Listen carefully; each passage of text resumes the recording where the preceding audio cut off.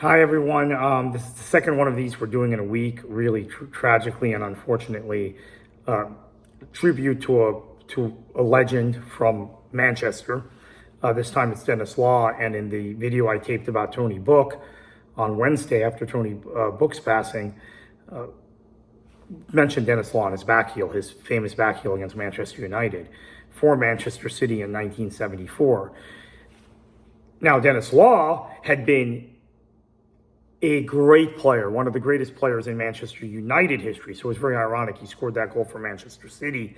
Law was Scottish, as so many of the great players were of that era, and came up through the academy at Huddersfield Town, and was from Aberdeen, but would never play professionally in Scotland. And when he was signed by Manchester City in 1960, it was a record fee at the time for any English First Division club. Manchester City would break the transfer record several times in the pre-takeover era, right? Trevor Francis transfer was the first £1 million transfer in British history in the late 1970s. So Manchester City was a big spending club, relatively speaking, at that time. I think the transfer fee, the way we would look at the transfer fee for Law in 1960, was about £60,000, which is equivalent to, I don't know, £3.5 million, something like that today. I'm just doing the math in my head. Could be off. Matt Busby had noticed the talent, the immense talent of Denis Law at Huddersfield Town, and he had tried to sign him, but City had outbid him. City had spent more, but City had a very bad season in the 60-61 season, and he had a great season. He, though, was in a position where he wanted to win things, and Manchester City sold him for about £100,000. Again, a record, a British transfer record, to Torino in Italy in the summer of 1961. That is equivalent to about £6.5 million today. Again, doing the math in my head. No. Wait a second. I'm wrong about that. That's equivalent to... It's the problem with doing these things in real time. That's equivalent to probably about £25 million today. So he was a big time transfer, right, at that point.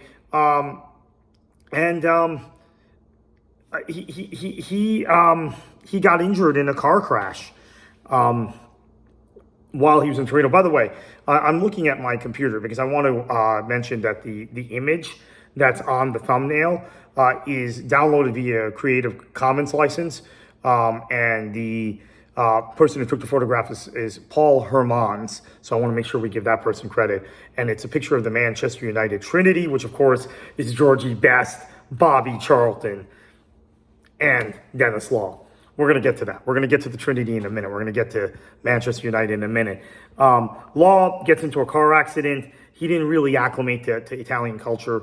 So finally, Matt Busby gets his wish, and he moves back to Manchester, this time to play for Matt Busby and Manchester United. Ironically, lived in the same place as he did when he played for Manchester City. So that tells you kind of, again, the geographic closeness of those two clubs and the Derby match. Don't want to go through his whole history. I mean, he just was unbelievable in terms of his ability to turn, to his ability to score, his ability to combine. Let me pull up some of his statistics now. Maybe this can clarify some of the things I said earlier. 171 goals in 309 league matches for Manchester United. That does not include all the goals he scored in Europe and he scored in the FA Cup. In fact, I know he scored 6 goals in one FA Cup match for Manchester City against Luton Town in that 60-61 season. So he was a prolific goal scorer. He won the Ballon d'Or in the 64-65 season, I believe it was. And that was the first time Manchester United had won a league title since they had lost so many key players tragically in the Munich air disaster in 1958.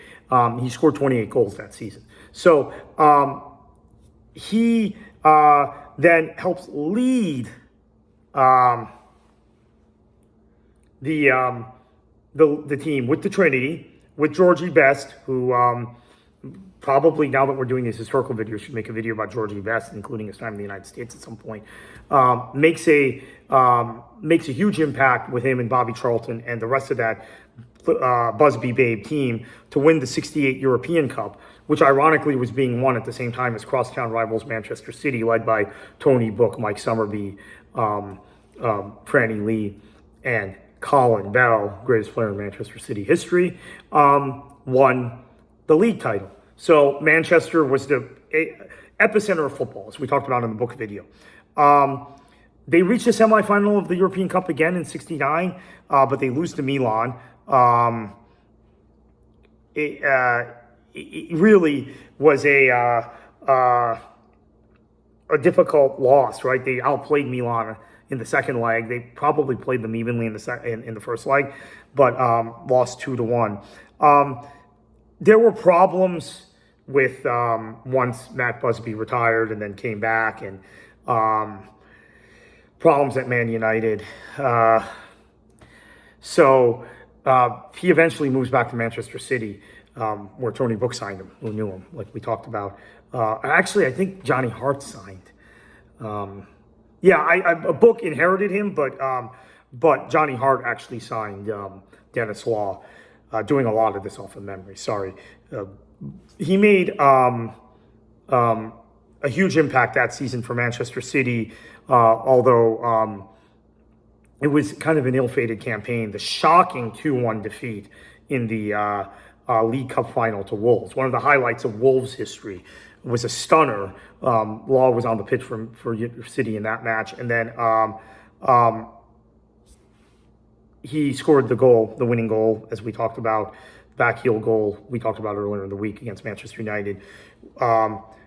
And Manchester United was relegated as a result. They probably would have been relegated anyway. They would have been relegated anyway, as it turns out. But the story isn't quite as good without saying Denis Law, Man United legend, relegated them. There were obviously lots of problems around that match. Pitch invasion. United fans were trying to get the match abandoned.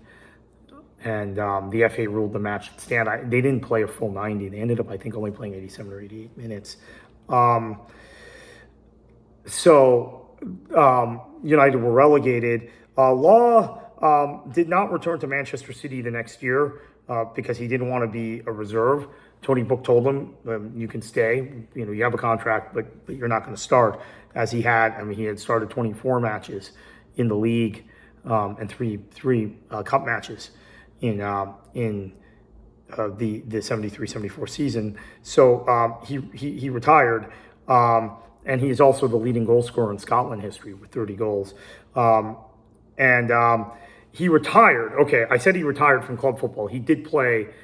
This is similar to Zidane, right? Zidane played the World Cup as soon as he had retired from Juventus, right? From club football. And he played in that World Cup for Scotland, which Scotland qualified for, which England did not qualify for, by the way. Scotland was better than England in the 1970s. People don't realize that. He was really unhappy that he didn't get picked for the final match of the first group stage against Brazil, and he wasn't played against Yugoslavia either, and that was the end of his career. But what a great one, Denis Law. And the thumbnail for this video I made it in red and I made it in city blue because he is one of the players. I mean, I guess more recently, Carlos Tevez would be the other one, but not as impactful a player. I know modern people love Tevez, but not the same level. Denis Law, on both sides of the City United divide, a legend, an absolute legend. But he won his trophies with United. As I said, hey, he had a chance. Shocking upset. It was one of the stunning upsets of that era when Wolves beat Manchester City in the 1974 League Cup final at Wembley. But he had a chance to win a trophy with Manchester City as well in '74. And on a good Manchester City team, a team that, as we talked about in the Tony Book video, was constantly competing for honors and trophies. Won a lot of trophies and came close to winning a lot more.